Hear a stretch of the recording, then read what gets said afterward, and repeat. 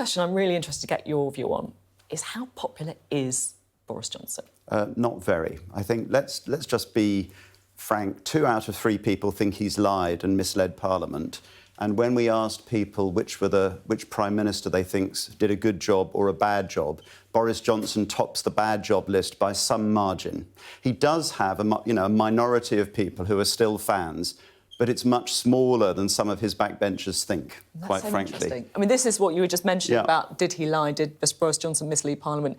65% saying he did. I mean, that is a big number, isn't it? It is, exactly. But remember, I think Boris Johnson did always get a free pass in many ways. Even before he became Prime Minister, many more people thought he was untrustworthy and didn't tell the truth than did. And it just got worse from there. So some of that's sort of priced in, and I think that's the key point. Boris Johnson does strange things and accuses Parliament of kangaroo court, etc. For a lot of people, they're just going to say next. I'm interested in your view about Boris Johnson's popularity versus Rishi Sunak. I think we can have a quick look at some of the research you've done on this. So this is Boris Johnson versus Rishi Sunak. Who do you think would be a better PM? And the kind of dark blue line there is effectively the Sunak numbers. So 28% all voters say he would be a better PM compared to 17% say Boris Johnson, including, actually, the 2019 Conservative voters. Yes, so even among Conservative voters, the dwindling band of Conservative voters, many more say that Sunak would be a better Prime Minister than Johnson. So I think, in many ways, you would say on the basis of that, his time is over in politics for the moment. That's really interesting to hear, because, Boris Johnson's resignation letter, when I left office last year, the government was only a handful of points behind the polls. He also points to the fact he won the biggest majority in almost half a century. The majority is clearly at risk. What do you say to that argument? He was already very unpopular by the time he left office, and the likelihood of him winning as Prime Minister is less likely than Sunak, to be quite honest. So, yes, he's got a lot. He has some supporters, but really, his time, all political careers end in failure, and you start as maybe popular and end up unpopular. But his trajectory is pretty dramatic. Why would anyone go into politics, honestly? That's one reason I never have.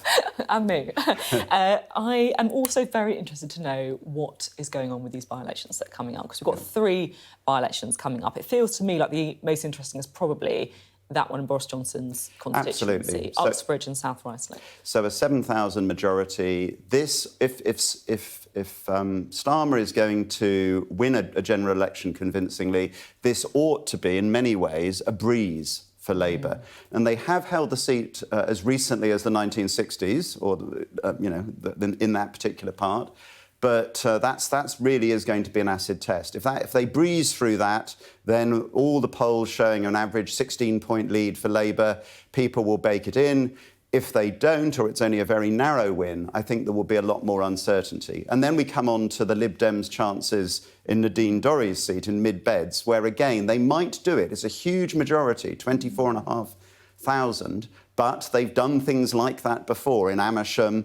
It does require Labour in that seat to really stand down, because if you look at the Amersham vote by-election, I think Labour got fewer votes than in virtually any election. They had about only 600 people in Amersham actually voted Labour in that by-election. So it requires a fair amount of tactical voting. And I think the challenge in this situation, as we're now much closer to a general election, is Labour going to really stand aside to give the, to give everybody a chance? That's really interesting, because Ed Davey's gone to this seat. And to be honest, I had a look at this. This is, you can have a look here, this is what happened last time. You can see the Lib Dems in 3rd place. I looked at that and I was like, that's optimistic, isn't it, from the Lib Dems? Are they, but maybe you're right. Maybe if there was a bit of tactical voting, things could change. That's probably their best prospect. And then we go on to, of course... Selby and Ainsley. Selby and Ainsley, where, again, a big swing needed. It's actually gone more and more Tory over the last few elections with Nigel Adams.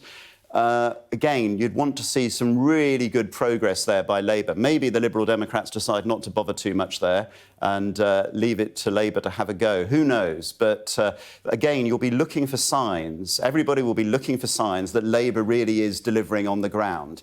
I guess the Conservatives just hope to get this all over and done with as quickly as possible. Fascinating. Is there a landing zone finally for Rishi Sunak, do you think, at the general election? The Conservatives are currently on 28 percentage points. One of the rules of British politics is that you can put a parrot on a stick and it should, if it's standing for Labour or the Conservatives, get around 29–30% of the vote.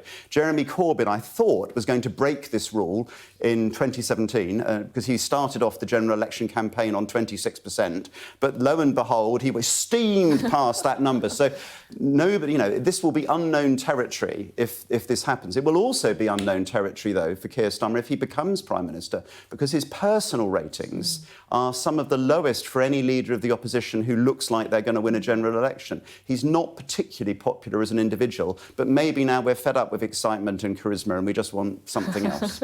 It's absolutely fascinating. You know what? It's been really interesting to talk. I feel like I've learned an awful lot from this conversation. So thank you very much for coming on the programme. Pleasure. Thank you.